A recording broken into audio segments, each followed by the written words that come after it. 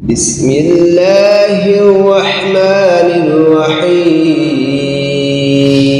والتين والزيتون وطور سينين وهذا البلد الأمين لقد خلقنا الإنسان في أحسن تقويم ثم رددناه أسفل سافلين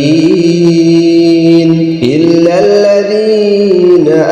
آمنوا وعملوا الصالحات فلهم أجر غير ممنون فما يكذبك بعد بالدين أليس الله بأحكم الحاكمين